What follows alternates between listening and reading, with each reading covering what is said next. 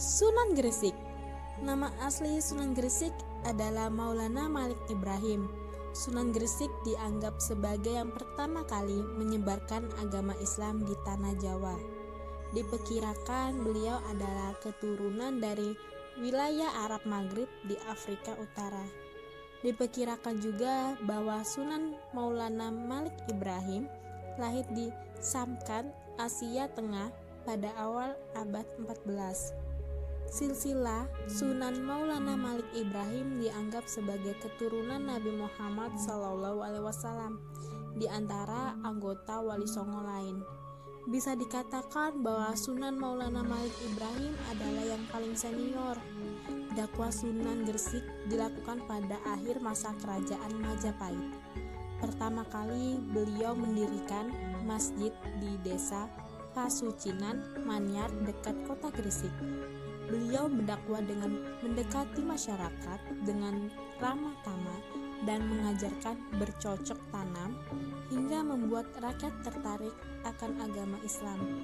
Setelahnya Sunan Gresik juga banyak mendirikan pondok pesantren. Usai selesai berdakwah, Sunan Maulana Malik Ibrahim wafat pada tahun 1419 di Leran, Manyar, dekat kota Gresik. Kini makam Sunan Gresik terdapat di Desa Gapura, Gresik, Jawa Timur. Sunan Ampel. Nama asli Sunan Ampel adalah Raden Rahmat. Beliau adalah anak dari Sunan Gresik dan Dewi Condrowulan. Sunan Ampel berdakwah Islam di daerah Surabaya. Beliau diperkirakan merupakan keturunan ke-19 dari Nabi Muhammad SAW. Sunan Ampel lahir di Campa pada tahun 1401. Sunan Ampel berdakwah dengan metode yang unik. Salah satu ajarannya yang terkenal adalah mau limo, yakni mau main, tidak main judi, mau ngombe, tidak minum minuman keras, mau maling, tidak mencuri, mau madat, tidak mengkonsumsi narkoba, dan mau madon, tidak berzina. Beliau sempat mendirikan Masjid Agung Demak.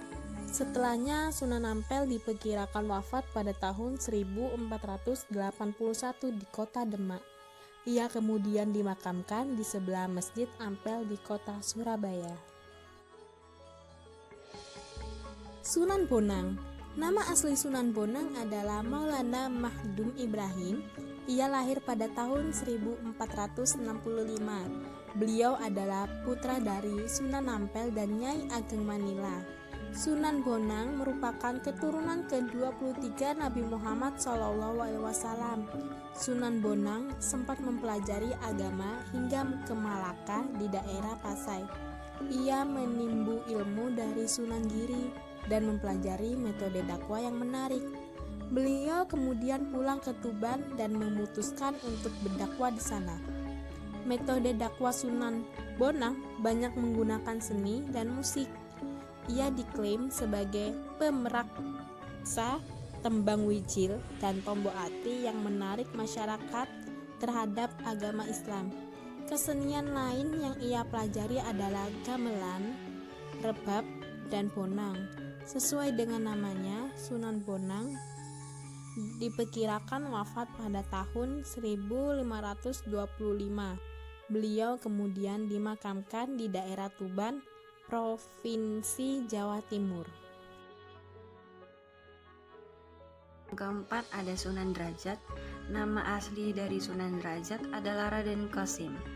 Beliau lahir pada tahun 1407. Beliau adalah putra dari Sunan Ampel serta saudara dari Sunan Bonang, serta menjadi keturunan ke-23 Rasulullah Shallallahu Alaihi Wasallam.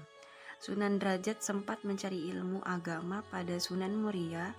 Setelahnya barulah beliau kembali ke daerah Gresik di desa Jelok, pesisir Banjarwati, Lamongan. Beliau kemudian mendirikan pesantren di desa Derajat, kecamatan Paciran, Lamongan. Sunan Derajat juga dikenal karena kegiatan sosialnya dan mempelopori penyantunan pada anak yatim dan juga orang sakit. Dakwahnya menekankan perilaku dermawan, kerja keras, dan amalan Islam lainnya. Beliau juga mendakwahkan ajaran agama melalui suluk. Sunan Derajat kemudian diperkirakan wafat pada tahun 1522. Beliau dimakamkan di Desa Derajat, Kecamatan Paciran, Lamongan dengan pesantren yang didirikannya. Kelima ada Sunan Kudus. Nama asli Sunan Kudus adalah Jafar Shodiq. Beliau adalah cucu dari Sunan Ampel dan putra dari Sunan Ngundung bersama Syarifarul Hil. Sunan Kudus merupakan keturunan ke-24 dari Nabi Muhammad SAW.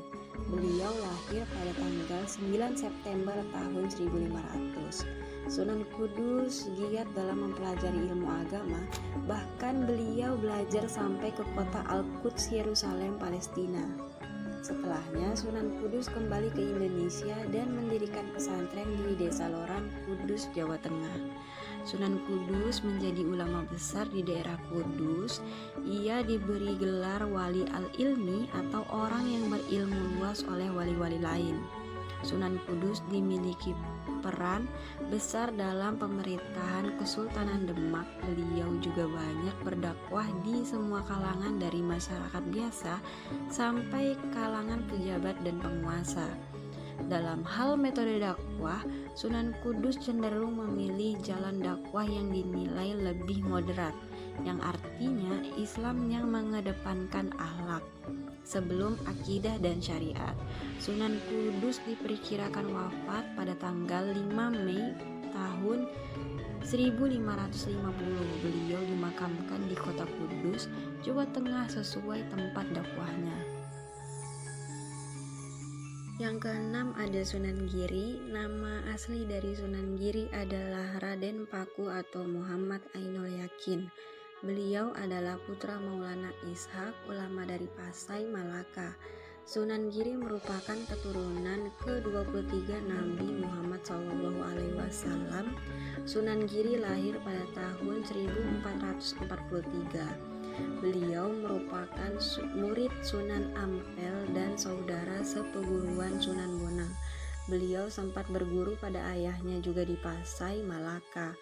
Ia mendirikan pemerintahan mandiri Giri Kedaton di Gresik, yang nantinya tempat itu menjadi pusat dakwah Islam di Jawa yang memiliki pengaruh sampai wilayah Indonesia bagian timur.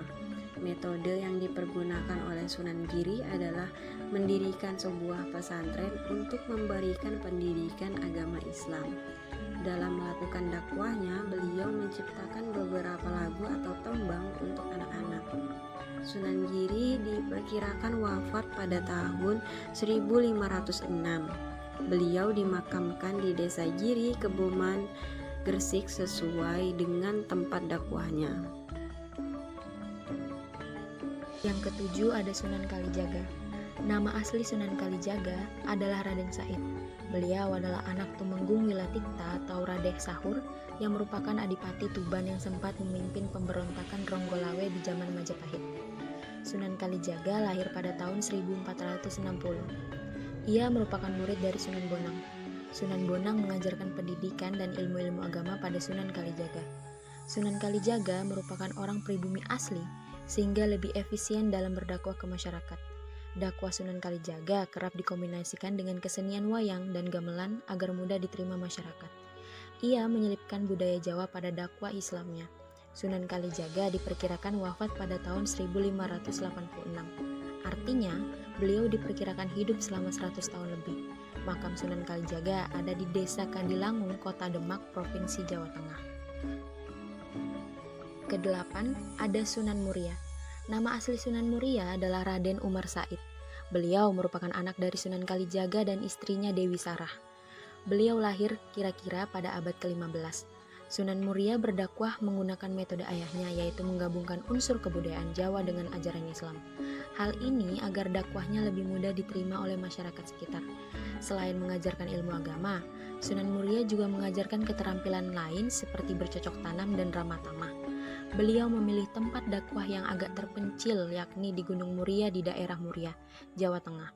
Jalur dakwah Sunan Muria pun menyebar di wilayah sekitarnya seperti Jepara, Kudus, dan Pati yang rata-rata berupa wilayah pedesaan atau pesisir. Sunan Muria diperkirakan wafat pada tahun 1551. Makam Sunan Muria terletak di daerah Muria, Jawa Tengah, selaku pusat tempatnya berdakwah. Kesembilan ada Sunan Gunung Jati. Nama asli Sunan Gunung Jati adalah Syarif Hidayatullah. Beliau adalah anak dari Syarif Abdullah Umdatuddin dan keturunan dari bangsawan Timur Tengah. Beliau hijrah ke Tanah Jawa karena terinspirasi perjalanan dakwah Sunan Gresik. Sunan Gunung Jati lahir tahun 1448. Ia memilih kota Cirebon sebagai pusat dakwahnya yang kemudian menjadi Kesultanan Cirebon. Di sana, Sunan Gunung Jati mendirikan pondok pesantren untuk mengajarkan ajaran Islam pada masyarakat sekitar dengan penyampaian yang lugas khas Timur Tengah. Agar lebih mudah dipahami, Sunan Gunung Jati memiliki metode dakwah yaitu menggabungkan budaya Jawa pula. Sunan Gunung Jati kemudian wafat pada tahun 1568. Beliau diperkirakan wafat pada usia 120 tahun. Makam Sunan Gunung Jati terletak di Gunung Jati, Cirebon. Fase dakwah Wali Songo.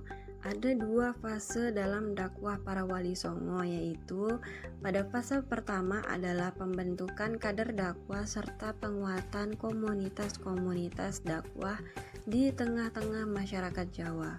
Pada fase pertama wali songo ini melakukan pemetaan geografi, sosiologi, serta antropologis di daerah Jawa. Di fase awal ini tokoh-tokohnya antara lain Maulana Malik Ibrahim yang berasal dari Mesir yang membentuk komunitas pertanian muslim di daerah Gresik. Juga ada Sayyid Muhammad Al-Bakir atau Syekh Subakir yang fokus mendakwahi penduduk di pegunungan Jawa. Ada juga Maulana Muhammad Al-Maghribi yang fokus mendakwahi masyarakat pedesaan. Fase kedua Wali Songo adalah melakukan interaksi terbuka kepada semua lapisan masyarakat.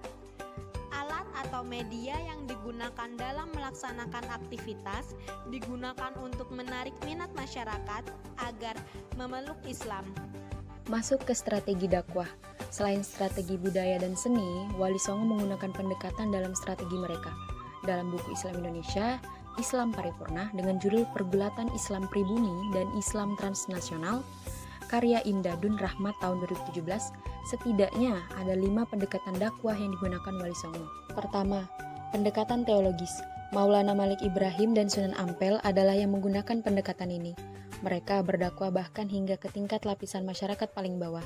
Pada saat itu disebut Waisya dan Sudra. Masyarakat diajari tentang nilai-nilai Islam, perbedaan antara pandangan hidup Islam dengan yang lainnya, dan menanamkan dasar-dasar Islam. Kedua, pendekatan ilmiah. Tidak seperti dua sunan sebelumnya, Sunan Giri berdakwah dengan cara menggunakan pendekatan ilmiah. Ia membangun pesantren, membuat pelatihan dan pengkaderan, serta menugaskan muridnya untuk berdakwah di suatu tempat. Tidak hanya itu, Sunan Giri juga menggunakan permainan sebagai medium untuk berdakwah. Oleh karena itu, ia menciptakan permainan anak-anak seperti jemblongan, tembang syair seperti ilir-ilir, padang bulan, dan lainnya. Singkatnya, Sunan Giri mengembangkan dakwah secara sistematis dan metodologis.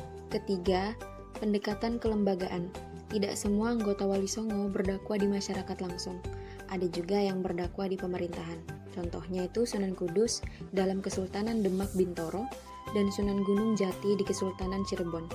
Mereka ikut serta mendirikan kesultanan dan aktif di dalamnya. Mereka memiliki pengaruh yang besar di kalangan bangsawan, birokrat, pedagang, dan kalangan elit lainnya. Keempat, ada pendekatan sosial. Sunan Muria dan Sunan Derajat lebih senang hidup jauh dari keramaian. Mereka memilih untuk berdakwah pada masyarakat kecil di desa-desa atau kampung-kampung. Mereka mengajarkan masyarakat kecil untuk meningkatkan pemahaman keagamaannya. Mereka juga membina masyarakat agar kehidupan sosialnya meningkat. Kelima, pendekatan kultural. Dalam berdakwah, Sunan Kalijaga dan Sunan Bonang lebih menonjol menggunakan pendekatan kultural.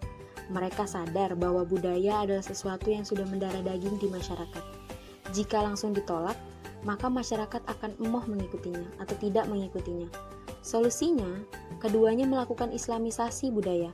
Budaya-budaya yang sudah ada dan berkembang disisipi dengan ajaran-ajaran Islam. Tidak hanya itu, mereka juga menciptakan budaya-budaya baru yang mengandung nilai-nilai Islam. Di antaranya, produk budaya yang mereka ciptakan dan masih ada hingga hari ini adalah gamelan sekaten, atau katanya tuh dari kata syahadatain. Gapura masjid berasal dari kata gapura, baju takwa berasal dari kata takwa, dan lain sebagainya. Disadari atau tidak, dakwah merupakan kunci utama untuk memperkenalkan Islam kepada mereka yang tidak atau belum tahu tentangnya. Berhasil atau tidaknya dakwah sangat dipengaruhi oleh orang yang melakukan dakwah itu sendiri. Sejauh mana ia memahami ajaran agama Islam, sejauh mana ia mengenal sasaran dakwahnya atau masyarakat, dan seberapa lihai ia mentransformasikan ajaran agama Islam kepada masyarakat sehingga diterima dengan baik.